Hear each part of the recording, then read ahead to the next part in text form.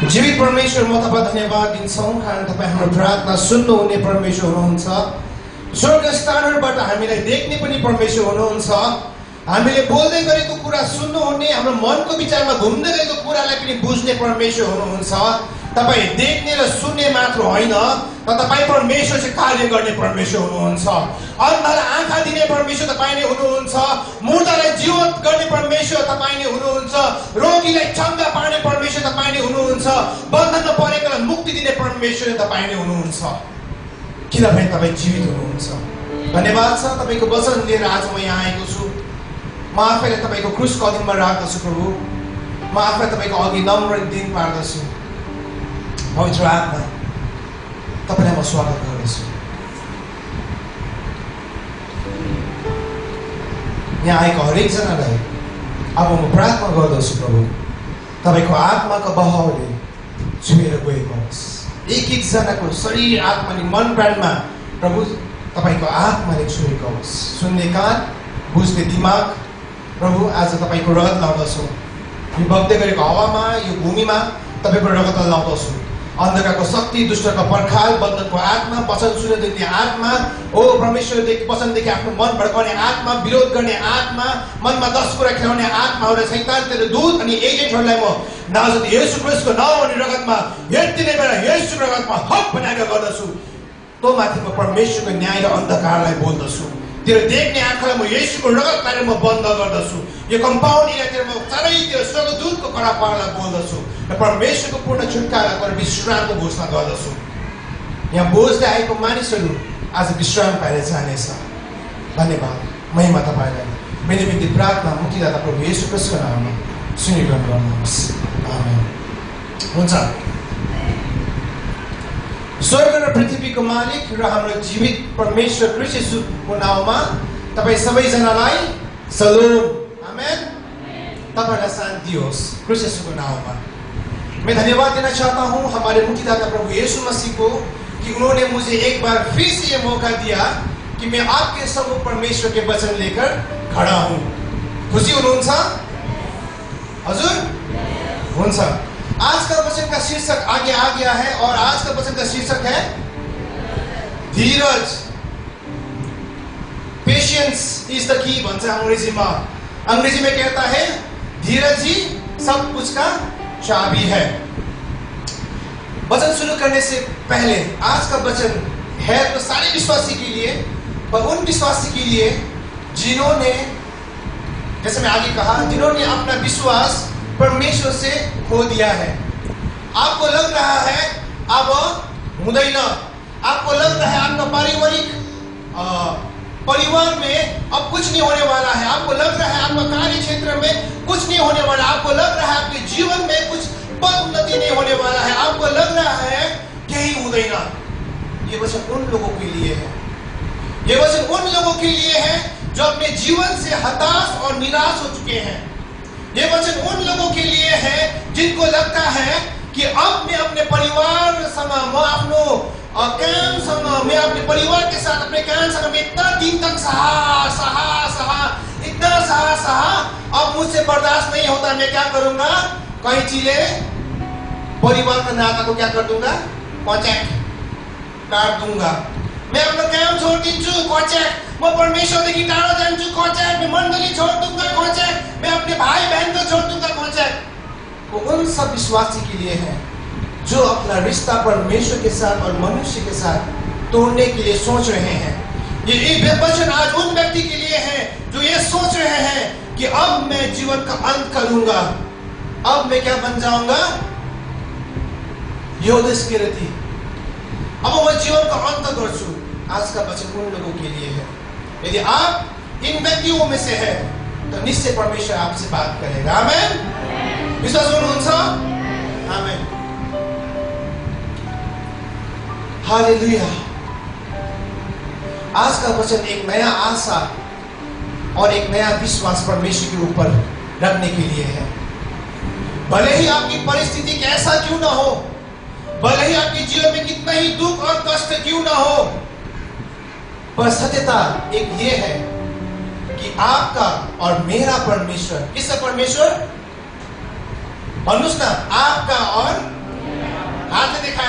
आपका और मेरा परमेश्वर स्वर्ग के सिंहासन में है और सब कुछ उसके नियंत्रण में है। आमीन। न डराओ। अपने परिस्थिति से, अपने परिवार से, अपने काम से, आप जिस रास्ते से जा रहे हैं, जो समस्या से आप झेल रहे हैं, न डराउनुहोस्, न डराइए, न घबराइए। क्यों? क्योंकि परमेश्वर अभी भी अधीनता में है। हालेलुया। तपाईँ र मेरो परमेश्वर चाहिँ लडतरको परमेश्वर होइन। तपाईँ र मेरो परमेश्वर ढुङ्गा र काठ होइन। तपाईँ र मेरो परमेश्वर जीवित परमेश्वर हुनुहुन्छ। आमेन। उपदेशक 3 अध्याय कहता है, स्वर्ग के नीचे, किसके नीचे? धरती पर हर एक चीज के लिए क्या दिया गया है? एक समय और एक क्या दिया गया है? मनुष्य ना, समय और ऋतु दिया गया है ना? Summer, winter, spring, autumn, summer, rainy, हो रहा है ना? शीतकाल, गर्म काल, ठंडा काल, क्या है? ऋतु, समय। धरती के नीचे किसने बनाया बोले तो परमेश्वर ने। कहां पर? अदन के बगीचा में। सृष्टि के जब शुरू हुआ, दिन हो जा, रात हो जा, क्या हो गया? समय बन गया, एक चक्रव्यूह बन गया। पर स्वर्ग जो है समय के अधीन नहीं चलता है। स्वर्ग परमेश्वर के मुताबिक चलता है। वहां समय नहीं है। पर हम जहां पर है नीचे, फर्स्ट अर्थ, हम लोग क्या है? समय में है। बुझ्नु हुँदैछ? घड़ी को काटा में 11, 12, 10 हुआ, हमेशा 12, 10 ही बजता है क्या? 12, 15 समय। इससे पहले अब गर्मी है, इससे पहले क्या था? ठंडा। समय, सब चीज का क्या है? एक समय है। आज आपसे और मेरे से एक प्रश्न है, आज आपका समय कैसा जा रहा है? कैसा जा रहा है आपका समय? आपका जीवन का चक्रव्यूह में कौन सा ऋतु आ रहा है? क्या आप आत्मिक रूप में और संसारिक रूप में फल को बटोर रहे हैं? इस संसार में क्या आप आशीष को हासिल कर रहे हैं, या आपका ऋतु सूखा पड़ा हुआ है? पानी पनि छैन, फल पनि छैन।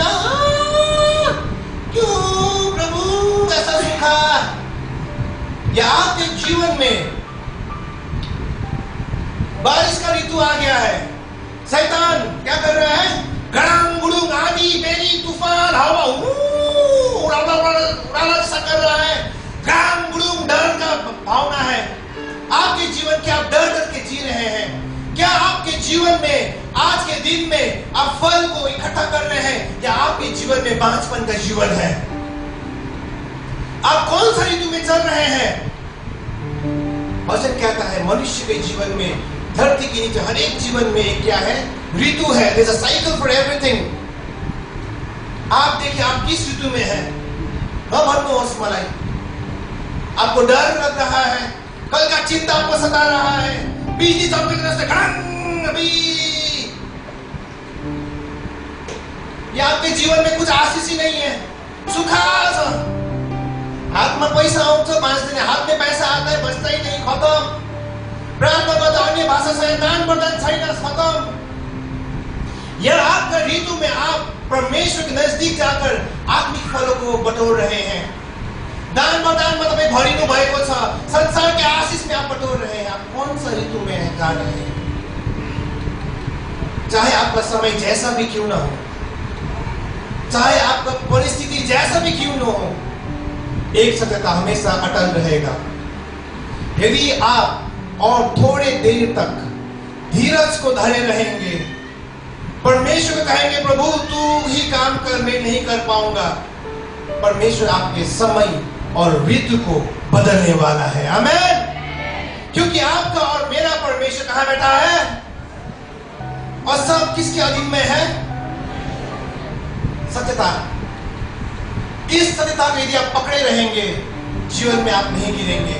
चाहे सुखा आए, चाहे आशीष आए, चाहे बिजली कड़के, कुछ भी हो, तपाईलाई के भी नहीं हुँदैन। आमेन। Praise the lord. अब क्योंकि who is in control? The God is in control. भन्नुहोस्, गॉड इज इन कंट्रोल। बोलिए, परमेश्वर मेरे जीवन का नियंत्रण कर रहा है। आमेन। नॉट अराउंड अस।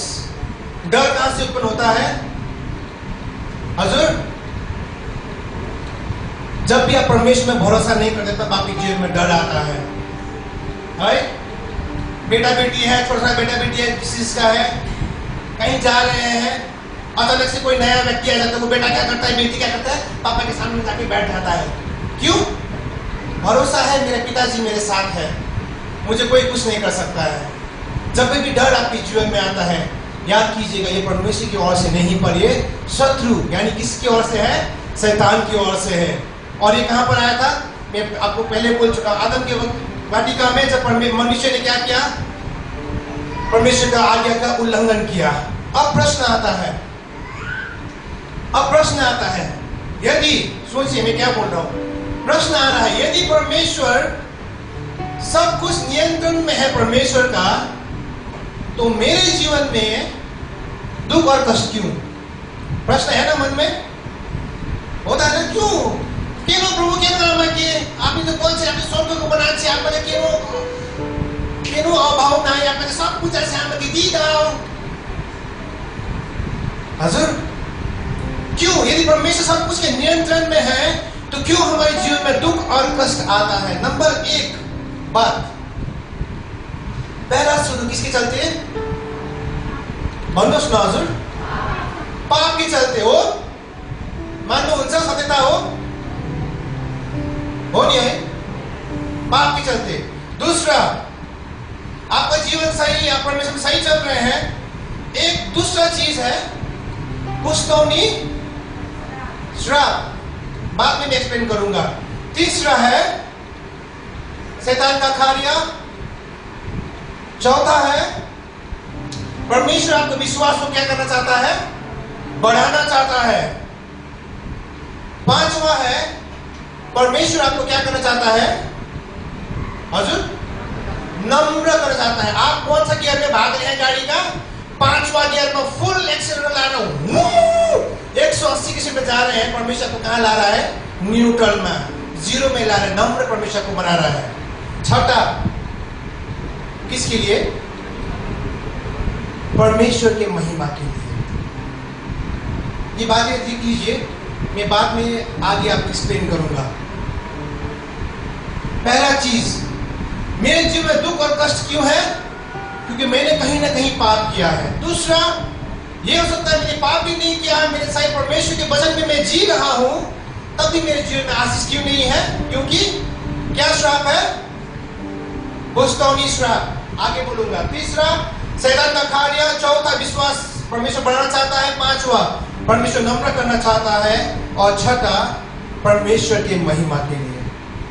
बुझ लो भाई, ऐसा मत बुझ लो, समझ गए यहां तक? इसलिए आज मेरे साथ खोलिए एस्तर का किताब, उसका 1 अध्याय। आज हम कुछ एस्तर के जीवन से सीखने वाले, एस्तर के जीवन से नहीं, एस्तर की किताब से आज हम कुछ सीखने वाले हैं। आपको ये कहानी मालूम है एस्तर का? हजूर, एकदम लास्ट का नहीं, फास्टिंग किया, बच गया रानी, एकदम फर्स्ट वाला कहानी। एस्तर रानी किसके अधीन में थी? हजूर, था से ना, हम थोड़ा सा हिस्ट्री को खंगोल देते हैं फटाफट, और यहाँ से हम कुछ सीखने वाले हैं। बहुत आशीष की चीज हम सीखने वाले हैं। रेडी पाउनु भयो? एस्तर 1 अध्याय से लेकर लास्ट तक मैं आपको छोड़कर मैं बोल दे रहा हूँ। एस्तर 1 अध्याय में लिखता है, हिंदी में क्या लिखा है? वो राजा का नाम क्या? नेपाली में अहसासुर, हिंदी में क्या है? फारस, ओके, फारस का राजा। एस्तर 1 अध्याय में इस प्रकार लिखा गया है कि एक राजा था जिसका नाम फारस था, और वो हमारे भारतवर्ष से लेकर कुश नदी तक, या कुश इलाका मतलब इजिप्ट, रिवर नाइल, नील नदी तक वो क्या करता था? शासन करता था। और उसके अधीन में 127 देश या राजधानी उसके अधीन में था। बुझ लो बा, कौन राज करता था भारत से लेकर कुश तक? फारस का राजा। कितना प्रांत उसके अधीन में था? 127 थे। और एक दिन क्या होता है, वो राज अपने मन में सोचता है कि मैं अपने देश, अपना धन संपत्ति दिखाने के लिए, अपना रौब और अपना देश का ऐश्वर्य दिखाने के लिए उसने एक बड़ा सा भोज तैयार किया। कितने दिन के लिए? 180 दिन के लिए। और उस भोज में उसने सारे बड़े हाकिमों को बुलाया और दावत दिया। वो लोग 180 दिन तक दावत खाते गए, मजा करते गए। राजा का वहां लिखा गया है, उसका स्वर्ण का कप था, बहुत नील पर्दा वर्दा था, बहुत अच्छा से व्याख्यान किया गया है कि राजा कितना महानता था, उसका अंत में कितना महानता था। 180 दिन। हम लोग यहाँ एक दिन शादी देने से हालत पतला हुआ है। अच्छा, एक दिन 50 आदमी को खिलाने से पैसा सौंके हो, है ना? 180 दिन तक क्या किया उसने? मौज मजा किया, मौज मजा करते गया, उसका वाह वाह होते गया। उसका हाकिम ने कहा, वाह राजा, कितना मनोहर देश है आपका, कितना धन संपत्ति है। राजा और गर्व से फूलने लगा, और गर्व से फूलने लगा। क्या दिखाऊं, अब क्या दिखाऊं, सब तो देख लिया, क्या दिखाऊं? राजा के मन में एक बात आया, मेरा पत्नी वास्ती नाम है उसका, मेरा पत्नी वास्ती को बुलाओ। और सब पी के टून है वहां पर, हाकिम सब, मैं कहानी बोल रहा, सब पी के टून है। और बोलता, रानी को बुलाओ, अपना जीप पेश लगाकर, राष्ट्रीय पोशाक लगाकर वो अपना ब्यूटी को दिखाएगा, मतलब वो अपने आप को कैटवॉक करेगा, पकड़ लीजिए सबके सामने। रानी माना क्या? माना? कोई भी नहीं मानेगा। जाना चाहेंगे? केटा तो कुनी केटी तो कोई भी नहीं जाएगा। मधु मनुष्य से मजानी मन पर्छ कसैलाई जो पी के टुन जाने का पसंद करता है। कोई रानी बोला मैं नहीं जाऊंगी। राजा क्या हुआ? के भनिस की बोछो, उर्दी निकाला गया। अब रानी वास्ती मेरे सामने जिंदगी में वो अपना मुंह नहीं दिखाएगा। औंठी लिया,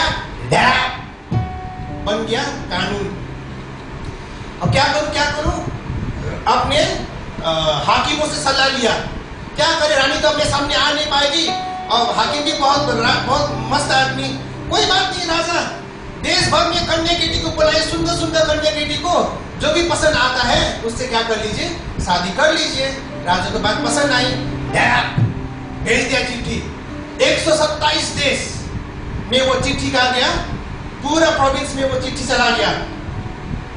वहां तक कहानी सुनिएगा, यहां तक सब, एक अध्याय से लेकर पूरा एक अध्याय यहां तक कहानी है। बुझ्नुभएको छ तपाईले? एस्तर एक अध्याय से या इस कहानी से हमको क्या सीख मिलता है? एस्तर एक अध्याय से आत्मिक रूप में फारस का राजा दियाबुलुस को दिखाता है। किसको दिखाता है? वो दियाबुलुस बता पा रहा है। कौन है दियाबुलुस? लूसीफर, शैतान को दिखाता है, जो पूरा देश में, पूरा संसार में क्या किया है? राज्य किया है। आत्मिक रूप में फारस राजा किसको दिखा रहा है? शैतान को दिखाता है, जो इस संसार का कौन है? वो राजा है। संसार का राजा कौन है? अर्जुन? और स्वर्ग का राजा? जब यीशु मसीह आएगा तो वह सारे चीजों को अपने अधीन में ले लेगा। आमीन। तो आत्मिक रूप में दियाबुलुस कौन है? इस संसार, शैतान कौन है? इस संसार का राजा है। और उसका एक ही चीज बहुत बड़ा कमजोरी है। क्या बोलिए तो? शो ऑफ भन्छ। के भन्छ त्यसलाई? दिखावा। पाशुन्यामा दिखावा। स्वर्ग से वो क्यों नीचे धरती में गिरा? लूसीफर, क्योंकि वो बहुत अच्छा आराधक था। जब भी वो चलता था तो म्यूजिक बजता था। घमंड दिखाना चाहता था कि मैं परमेश्वर से और ऊपर जा सकता हूं। I can do better than him. मैं परमेश्वर से और उत्तम हूं। कहां से गिरा? स्वर्ग से गिर के धरती में आया। आज उसी प्रकार से फारस राजा ने भी क्या दिखाने की इच्छा किया? धन संपत्ति दिखाने का इच्छा किया, अपना रौब दिखाने की इच्छा किया, और अपना देश का महिमा को दिखाने की इच्छा किया। मेरे साथ पढ़िए, आप लोग मुझे ऐसा देख रहे हैं कि मैं कहां से बोल रहा हूं। 1:4 कसरी पढिदिनुस् भाइ अर्नेस्ट। राजा क्या सोचता है? वह उन्हें बहुत दिन वरन 180 दिन तक अपने राजसी वैभव का धन और अपने महासत्यम के अनमोल पदार्थ दिखाता रहा।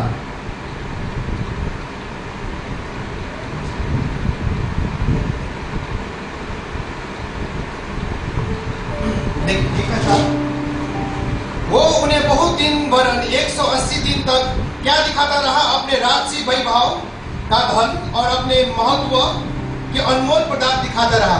सायद वो काम क्यों भन्नुस् त देखाउन चाहन्छ, उसने इतना अपना महान सब कुछ दिखा दिया, फिर भी उसका दिल नहीं भरा। अब वो क्या चाहता है? उसका हाकिमों ने क्या कहा, वाह वाह वाह राजा अति सुंदर, वाह वाह, क्या कहने लगा राजा और फुर्कियो, दिया पुरुष और फुर्कियो, क्या दिखाऊं? वास्ती को बुलाओ, रानी को बुलाओ, अपने महिमा को दिखाएगी, अपने सौंदर्य को दिखाएगी। आज आपके लिए और मेरे लिए प्रश्न है, क्या हम फारस राजा के आत्मा से प्रेरित हैं? क्या हमारे अंदर भी दिखावा का आत्मा है? क्या हम भी मनुष्य को वाह वाह चाहते हैं? मनुष्य ने मेरा वाह वाह करो, मनुष्य ने मेरा नामी बेस्ट, आपसे कोई अच्छा नहीं। क्या हमारे अंदर वही आत्मा घूम रहा है? आज हम ये बातों को ध्यान करें। यदि मेरे अंदर यही चीज है, यही आत्मा है, तो मैं फारस के राजा के समान बन जाऊंगा। मैं मेरे मंडली के व्यक्ति का, मैं मेरे परिवार का व्यक्ति का, मैं मेरे प्रभु का कोई मान और इज्जत ना करूंगा, पर मैं उन्हें तुच्छ जानूंगा और मैं सोचूंगा मैं सर्वप्रथम हूं। और मैं क्या करूंगा? अपने कार्य के द्वारा, अपने बोली के द्वारा उनको क्या करूंगा? नीचे दिखाऊंगा और मैं क्या होऊंगा? ऊपर आऊंगा। आज मेरे अंदर कौन सा आत्मा काम कर रहा है?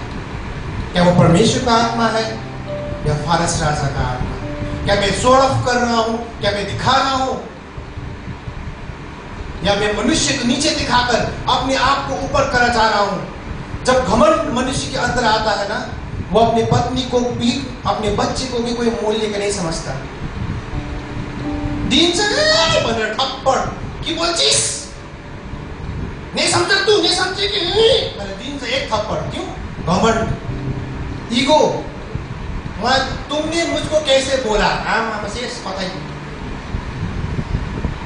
कि बोलছিস কেন আমাকে বলছে কি রকম তুমি বলছিস? তুমি জানো না আমি তোমার শ্বাস के भन्छन् पति दिए जे पनि के भयो? इगो आयो त त्यहाँ।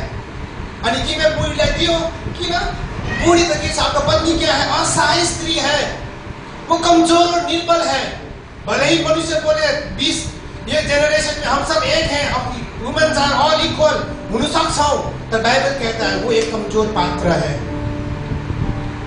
We should treat our ladies, हम अपने पत्नी को, अपने बच्चे को, we should treat them with love and affection, दया से हमें उनको देखभाल करना है। पर राजा ने क्या किया है? यहाँ पर रानी का मजाक बना दिया, मजाक बना दिया। भाई हम अपने विश्वासी भाई बहन का मजाक को नहीं बना रहे हैं, हम होशियार हो जाए। परमेश्वर का आत्मा हमसे क्या बोलना चाह रहा है? हालेलुया। अब एस्तर 2 अध्याय की 5 को पढ़ दीजिए। अब हम आएंगे हमारे मोर्देखाई के बारे में, हम कुछ जानना चाहेंगे। 2 का 5।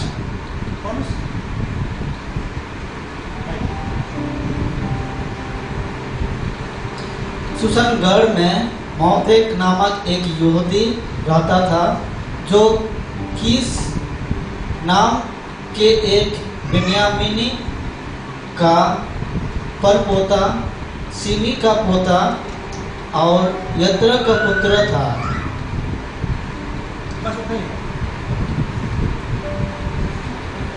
2 का 5 में कहता है एक व्यक्ति का नाम उठता है, उसका नाम क्या है?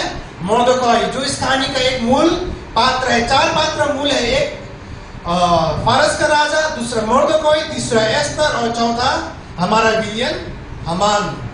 तो हम अब मोर्देखाई के बारे में देख रहे हैं। वचन कहता है कि मोर्देखाई उस नगरी में रहने वाला एक यहूदी था। और इसको यदि हम देखें, मोर्देखाई आज कहां से वहां क्यों आया, कैसा आया? जब नबूकदनेस्सर राजा ने दानियल को सबको क्या किया? बंदी बनाकर ले गया था बेबीलोन में, तब ये सारे व्यक्ति इनके साथ आया था। पर मोर्देखाई वहां पर नहीं था। मोर्देखाई का कौन था वहां पर? बाजे, क्या बोलते बाजे को? दादाजी या उसका पिताजी वहां पर बंदगृह में आए थे नबूकदनेस्सर राजा के पास समय में। मैं आपको दिखाना चाहता हूं, थोड़ा सा फ्लो चार्ट देख लीजिए। पहला राजा नबूकदनेस्सर, उसके बाद दूसरा राजा आया बेलशस्सर आया, उसके बाद दारियस राजा आया, और जो हम बात कर रहे हैं ये है ये राजा जर्सिस या फारस का राजा। इस राजा के शासनकाल में मोर्देखाई का बात जिक्र हो रहा है। कहने का मतलब मोर्देखाई, मैं इसमें जोड़ क्यों दे रहा हूं, मैं बात में आता हूं। कहने का मतलब मोर्देखाई नबूकदनेस्सर के समय में नहीं आया था। कौन आया था? उसका परदादा बाजे आको थियो। पर मोर्देखाई इस शासनकाल में क्या हुआ था? जन्म हुआ था। वो इजराइल में जन्म नहीं हुआ था। वो कहां जन्म हुआ था? बेबीलोन में या बंदगृह में वो क्या हुआ था? जन्म हुआ था। बुझ्नुभयो क्लियर से ऐसा।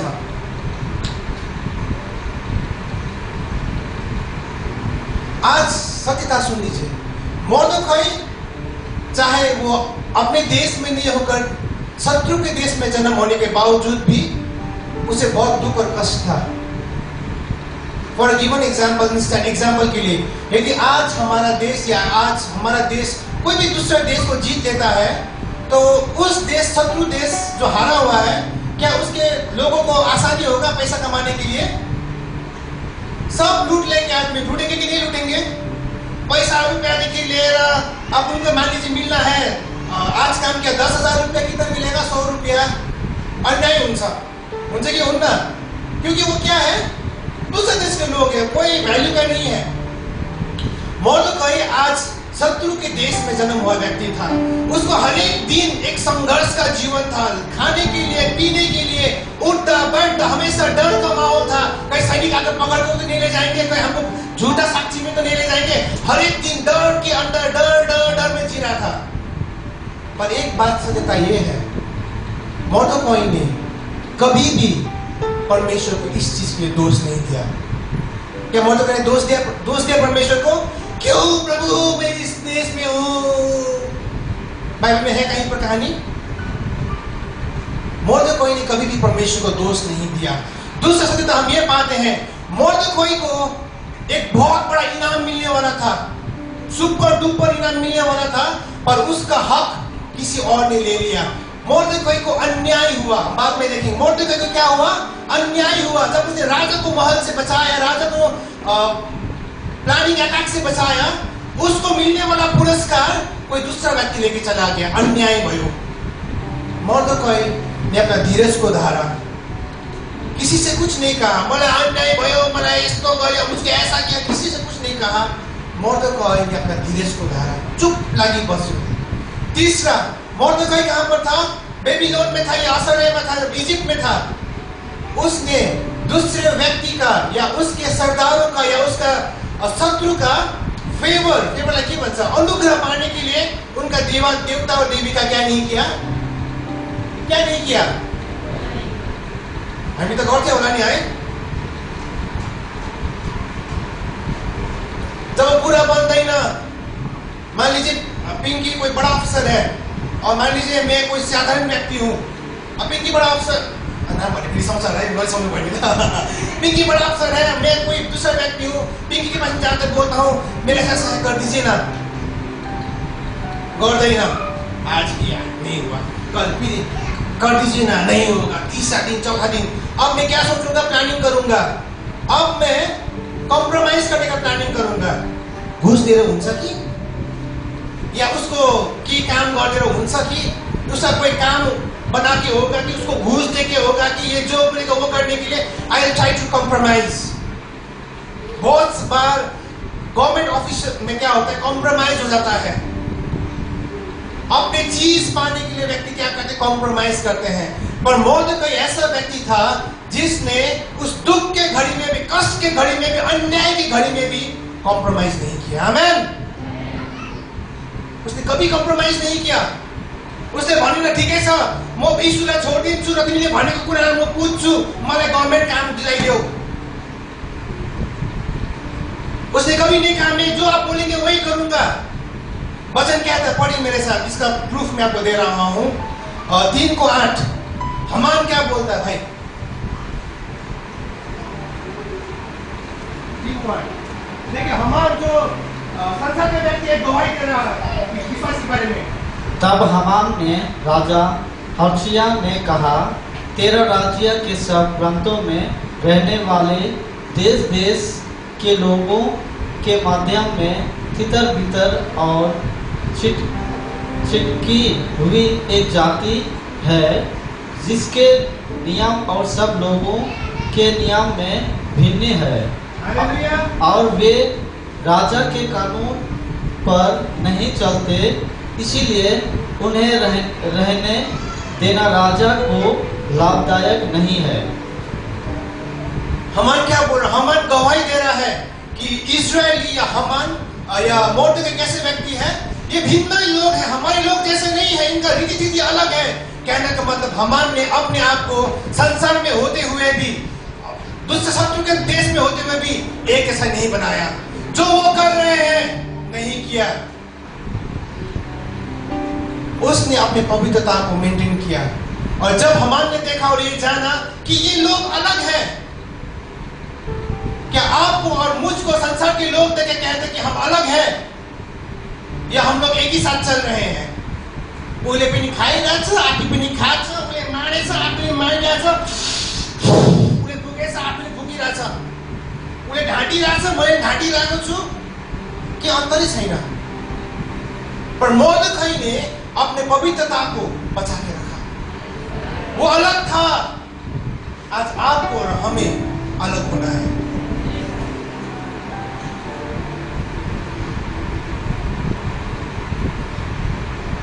मोर्देकै ने अपने धीरज को धारा, धीरज को बचाए रखा। मोर्देकै का पापा या उसका पिताजी या दादा आया था, कहा प्रभु मुक्ति देगा, परमेश्वर हमें बचाएगा।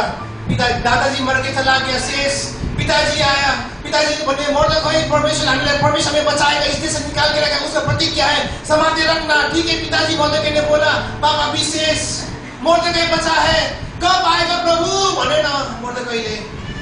मोर्देकै ने बोला कब आएगा छुटकारा भने ना। उसने हर एक दिन विश्वास किया, आज नहीं तो कल, कल नहीं तो परसों। परमेश्वर अपने बोले हुए वचन को पूरा करने वाला परमेश्वर है। हालेलुया। परमेश्वर ने जो वचन आपके लिए और मुझे कहा है, जो भविष्यवाणी हमारे लिए किया है, वो पूरा करने वाला परमेश्वर है।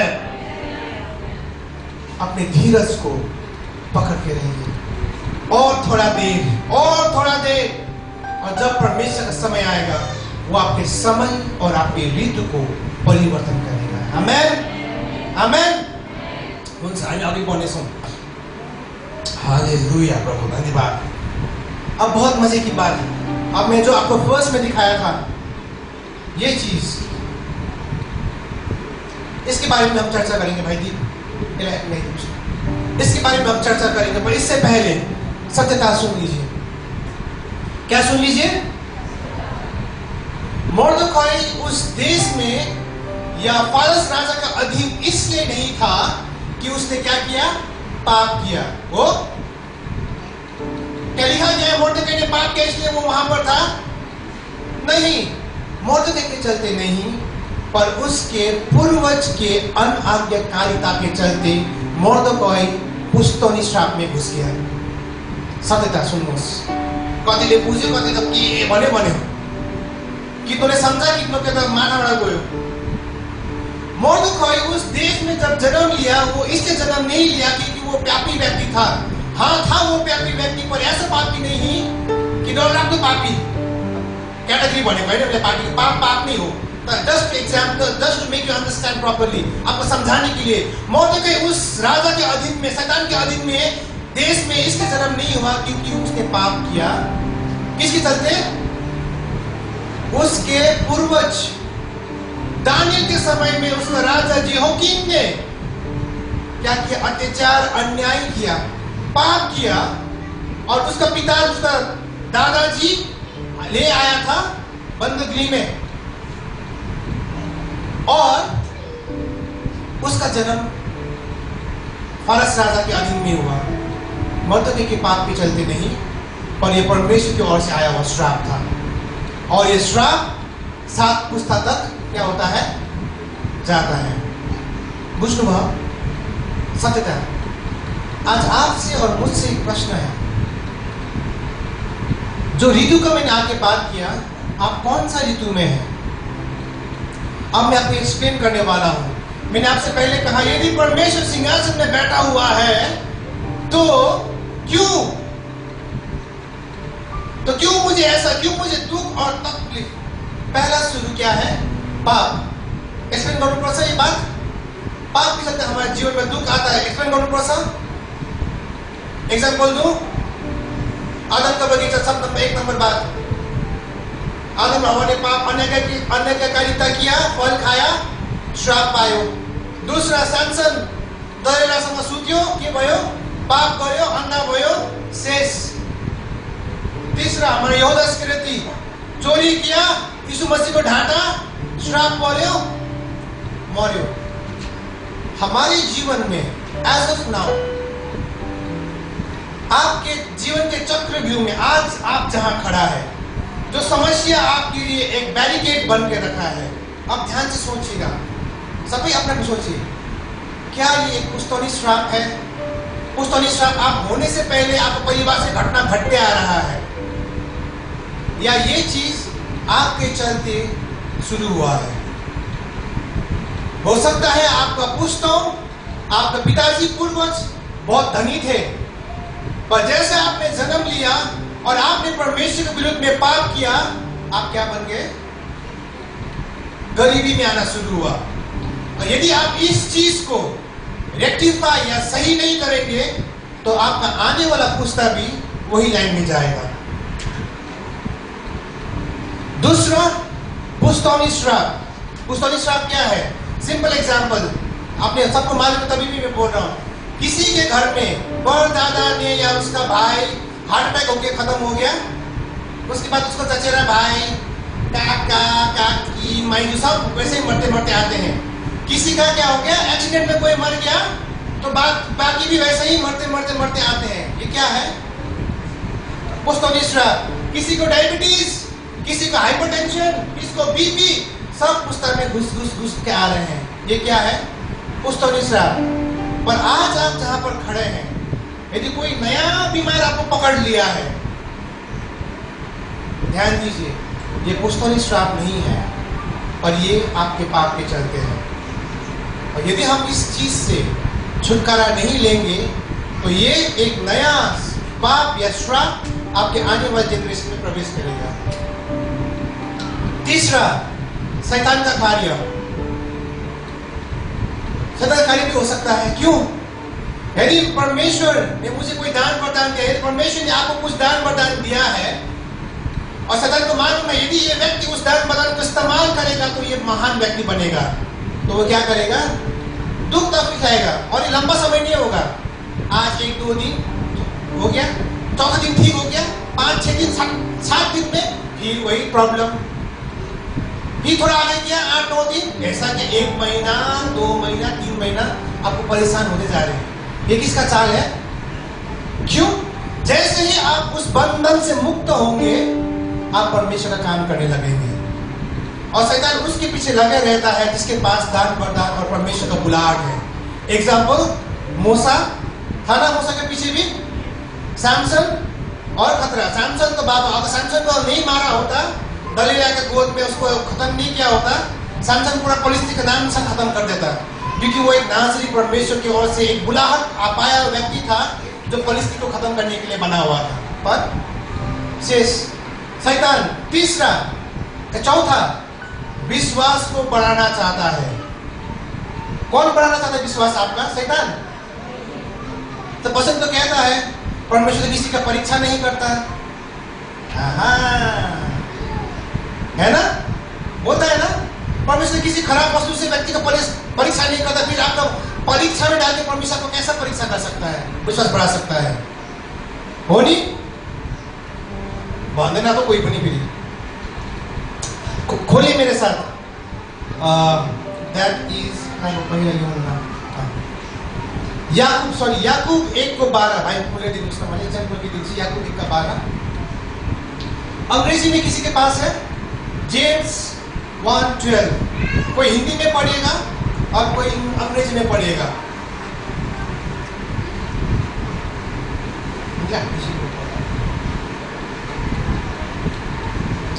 याकूब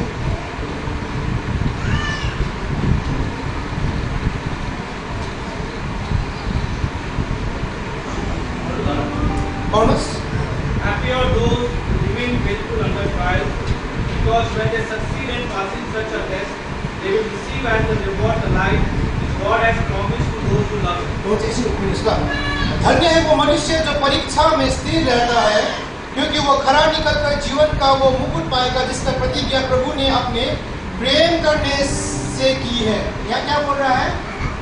परीक्षा कौन कर रहा है यहाँ पर? परमेश्वर। नीचे 13 में क्या पढ़ता परमेश्वर बोला?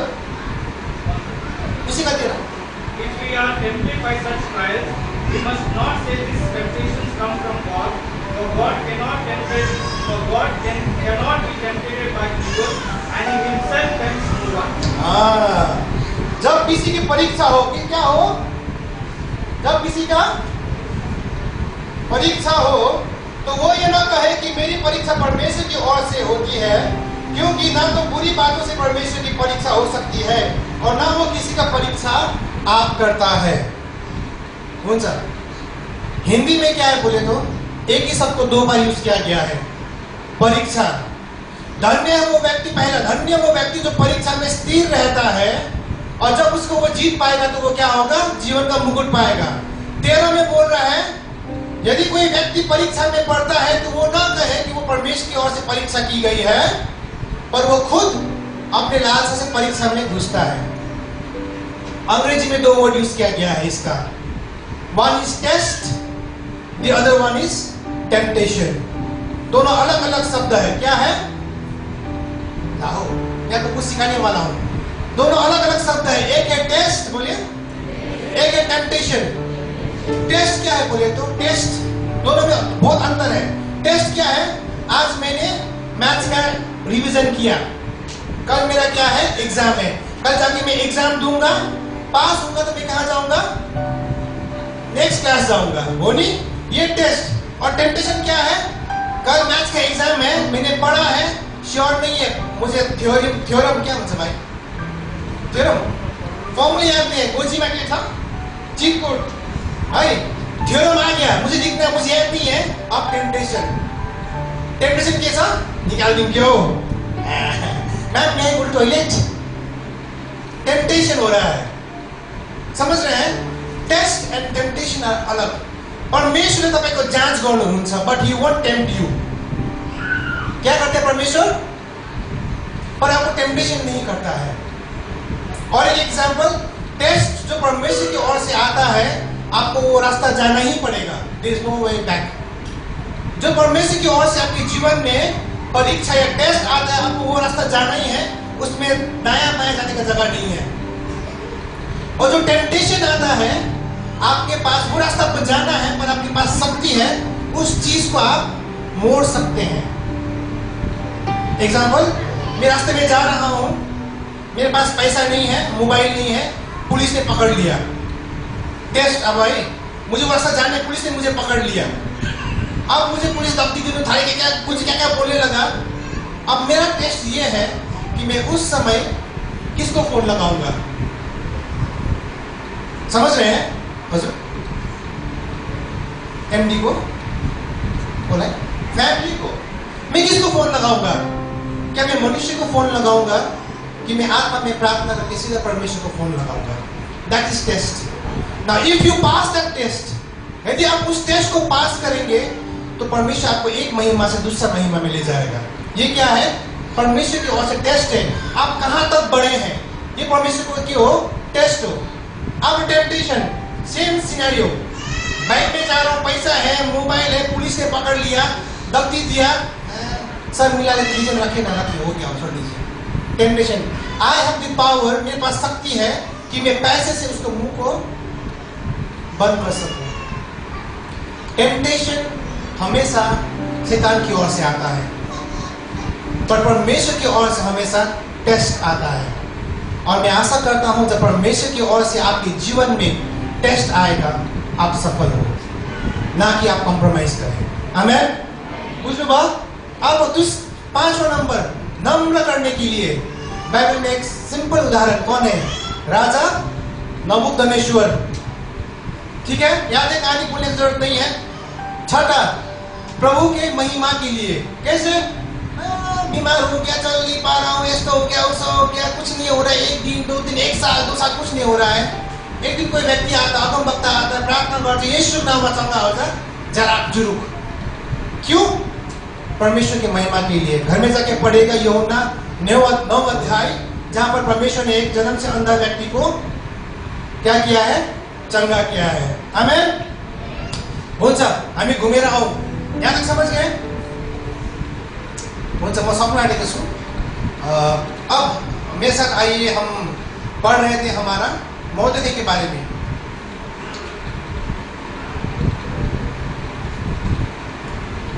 पहला, फारस का राजा शैतान को दिखाता है। मोर्दोकॉय नया जन्म पाए हुए विश्वासी को दिखाता है। किसको दिखाता है? और हम कहाँ जन्म हुए अभी? हम कहाँ हैं अभी? हजुर, चर्च में, संसार में। कहाँ छौ? संसार में है ना? जब हम संसार में हैं तो मैंने बोला आगे, इतना दुख क्यों, कष्ट क्यों, हर एक दिन संघर्ष क्यों, हर एक दिन चुनौती क्यों? क्योंकि हम संसार में हैं। और सत्यता ये है, हमारा ऊपर परमेश्वर का राज्य तो है, पर अंधकार का राज्य भी है, और वो इसका इलाका है। और जब तक हम इसके इलाके में हैं, तब तक हमें क्या है? हर एक दिन संघर्ष और दुख और कष्ट है, हर एक दिन चुनौती है, हर एक दिन मारामारी, हर एक दिन भागाभागी है। क्यों? क्योंकि हम इस संसार के नहीं हैं। हम कहाँ के हैं? आवाज आएगा तो हम कहाँ के हैं? और जब हम स्वर्ग में जाएंगे तो क्या है? ये दुख तकलीफ आया था, हुन्छ के हुन्छ? शान्ति, परमेश्वर हामी भेट्छौँ। आमेन। हम यहाँ पर संसार में शत्रु के इलाके में जन्म हुए पाए हुए व्यक्ति लोग हैं, इसलिए हमें दुख और कष्ट, संघर्ष है, हर एक दिन चुनौती है, हर एक दिन ऋतु बदल रहा है, हर एक दिन समस्या आ रहा है, बारिश गिर रहा है, सूखापन छ।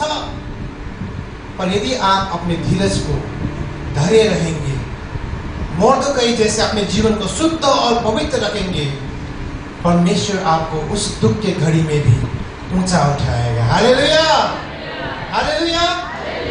इसलिए वचन कहता है, परमेश्वर ने कहा, देखो संसार में तुम्हें बहुत सारे दुख तो होंगे, पर धारस करो, मैंने संसार को जीत लिया है। हालेलुया।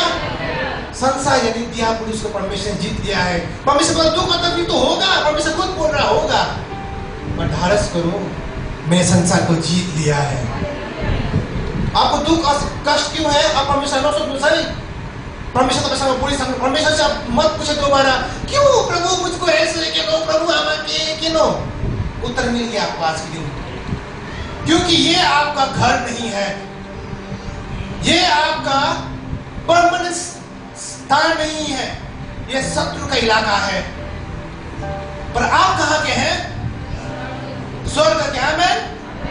अब एग्जाम्पल दिया था, तब समझ पाएंगे कितने जन। बहुत जन ड्राइविंग करते हैं। अब आम नहीं हो रहा, तो ड्राइविंग करने मानते हो, बहुत ड्राइविंग करते हैं।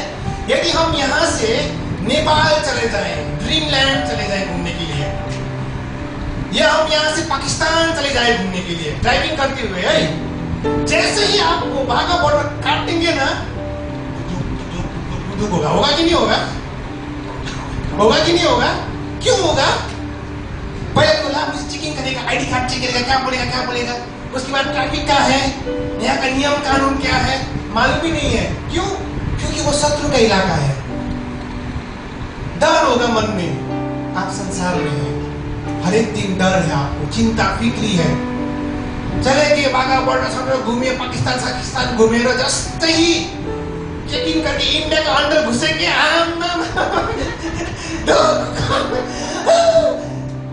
हुन्छ कि हुन्न?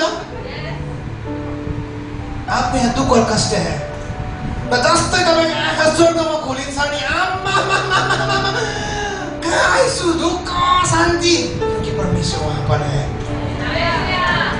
बुझ्नुभयो? आपको दुख और कष्ट आप परमेश्वर से मत पूछिएगा दोबारा, क्यों मुझे है, क्यों मेरा परिवार को, क्यों मुझे? क्योंकि ये शत्रु के इलाका है और आप यहाँ का नहीं है। आप कहाँ के हैं? आमेन। बुझ्नुभयो? Praise the lord. खुसी लाग्यो भनेर मलाई पनि। आइया, अब सत्यता सुन्नुहोस्। के सुन्नुहोस्? सक्नु आँटे ल, सक्नु आँटे।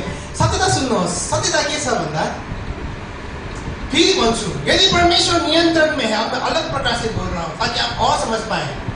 यदि परमेश्वर नियंत्रण में, स्वर्ग के सिंहासन में, सब कुछ आपको अमित बोल रहे हैं, आप बोल रहे हैं भैया, दादा, अंकल, चाचा, जो भी नहीं, परमेश्वर नियंत्रण में है, तो फिर क्यों दुख और कष्ट में? फिर रिपीट कर रहा हूँ ये चीज, मैं तो अलग चीज बोलने वाला हूँ।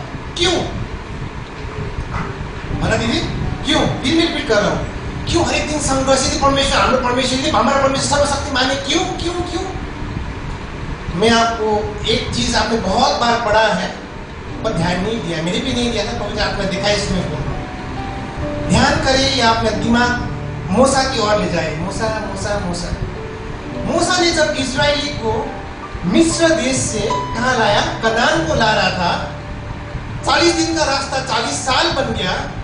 उस समय में क्या इस्राएली को खाने के लिए लाने पड़े कि नहीं पड़े? हजुर पड़े। मीट चाहिए, मीट चाहिए, हमको प्यास लगा, बोला कि नहीं बोला? है?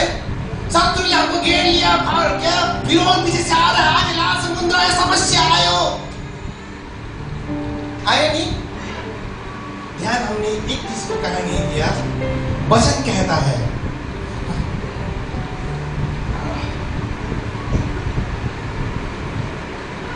परमेश्वर दिन में बादल का खामा और रात में आग का खामा होके इस्राएल के साथ साथ साथ साथ साथ चलता था, तब भी दुख और कष्ट आया। बुझ्नुभयो? सृष्टिकर्ता परमेश्वर उनके साथ है, परमेश्वर उनके साथ ही है, तभी भी खाने के लाले पड़ गए, पीने के लिए पानी नहीं है, शत्रु पीछे से दौड़ा रहे हैं, लाल समुद्र, क्या करें क्या करें? परमेश्वर ने असाधारण रूप से उनके लिए कार्य किया। आप भले ही परमेश्वर को अभी नहीं देख सकते हैं, पर वो आपके साथ सदैव हुआ है। अपने जीवन को जब आप मुड़ के देखते हैं ना, ज्यादा दूर मत जाइए, 1 साल पीछे जाइए।